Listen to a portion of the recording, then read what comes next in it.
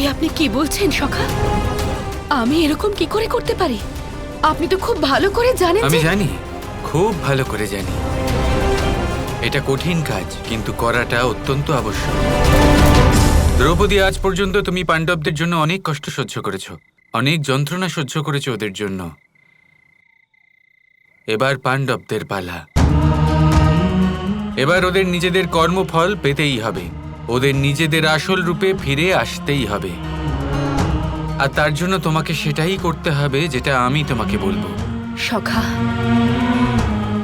আমার স্বামীদের তাদের আসল রূপে ফিরে আসার জন্য আপনি আমাকে যা বলবেন আমি অবশ্যই করব, কারণ চিরকালের মতো আমার আপনার প্রতি পূর্ণ আস্থা আছে। অতি উত্তম। তুমি যা সিদ্ধান্ত নিয়েছো তা আমাকে বলে দিয়েছো। এবার আমি দেখতে চাই যে পাণ্ডবরা কি সিদ্ধান্ত নেয়।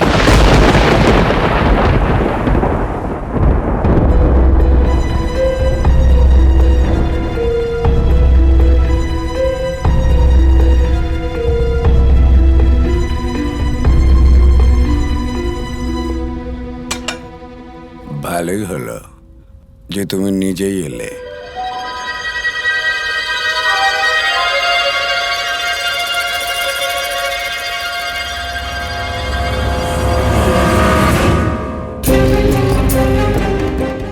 তোমার আসল রূপ তো আমার চোখের আড়ালেই ছিল। কি মনোহর রূপ তোমার! তোমাকে যদি জোর করে টেনে আনতাম তাহলে খুব খারাপ লাগতো।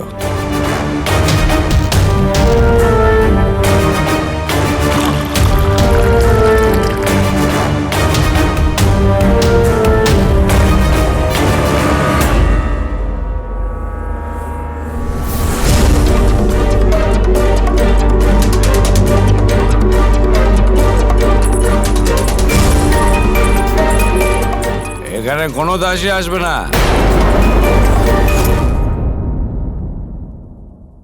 আজকের রাতে শুধু এই দাসী আর আমি থাকবো। যাও।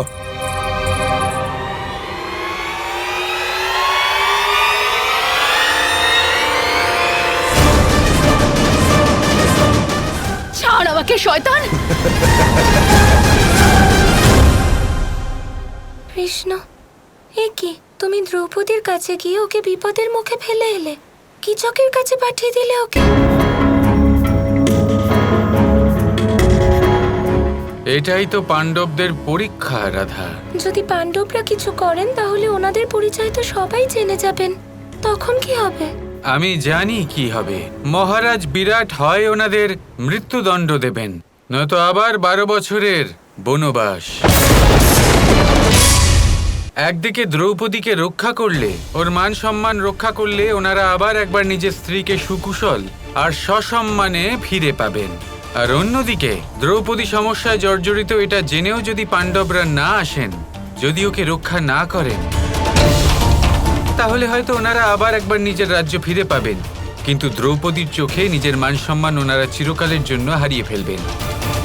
নিজের অর্ধাঙ্গিনীর গৌরব নাকি রাজ্যের লোভ, এই নির্বাচনই হলো পাণ্ডবদের পরীক্ষা।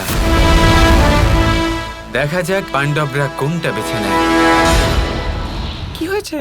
আমরা মহারাজের কাছে যাচ্ছি। কীচক দাসী শৈলেন্দ্রীকে আটকে রেখেছে, ওর মান সম্মান সংকটে রয়েছে। যদি ওই কীচক দ্রৌপদীর গায়ে হাতও দেয়, তাহলে আমি ব্রহ্মাস্ত্র প্রয়োগ করে ওকে মেরে ফেলবো। ছাড় আমাকে শয়তান! ছাড়! ছেড়ে দিলাম।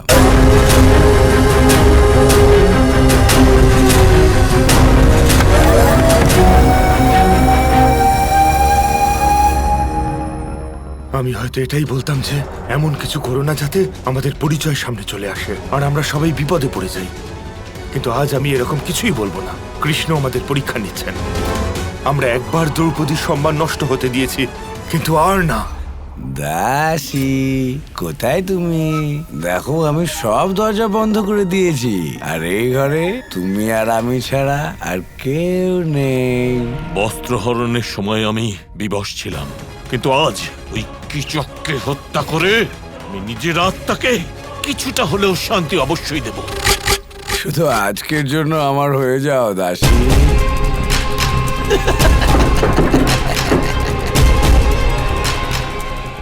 হে সখা, দাসী, সখা রক্ষা করো আমায়, আয় তুমি। রক্ষা করো। যদি আমাদের আবার বনবাসে যেতে হয় তাও যাব, কিন্তু দ্রৌপদীর এই অপমানের যন্ত্রণা সেই কষ্টের চেয়ে অনেক বেশি। আমি মেনে নেব না। ছাড়, ছাড় আমাকে শয়তান। হে সখা, কোথায় আছেন আপনি?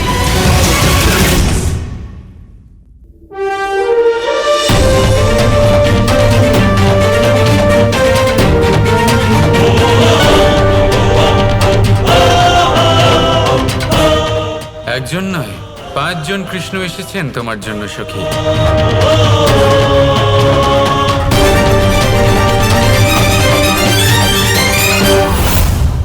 কে তোমরা? আমাদের স্ত্রীর হাত ছেড়ে দে কিচক, তাহলে হয়তো আমি তোকে কিছুটা কম কষ্ট দিয়ে মারবো। তোমাদের সবার স্ত্রী?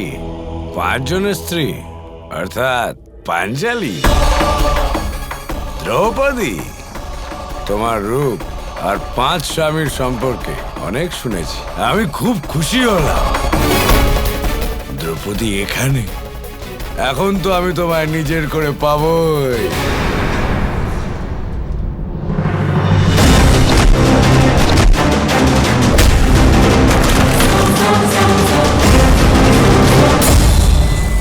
আমি শক্তিশালী কিচক, আমাকে কেউ মারতে পারবে না।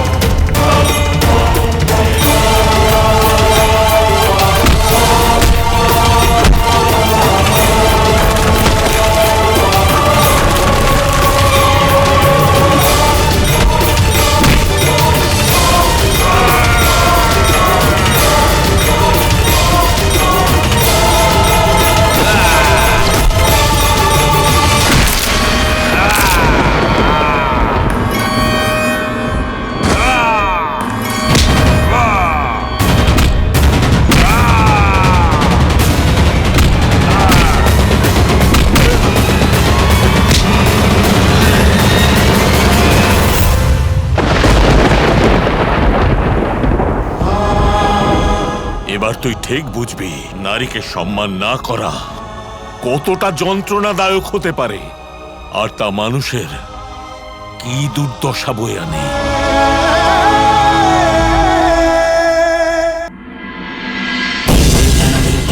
দ্রৌপদী, যে পুরুষ নারীকে সম্মান করতে পারে না তার পরিণতি হবে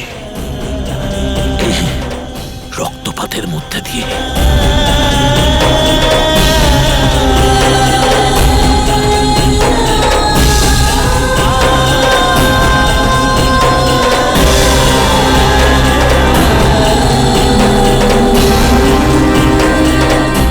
আজ দ্রৌপদীর মান সম্মানের সুরক্ষার জন্য পাণ্ডবরা না বিপদের পরোয়া করল, না রাজ্যের পরোয়া।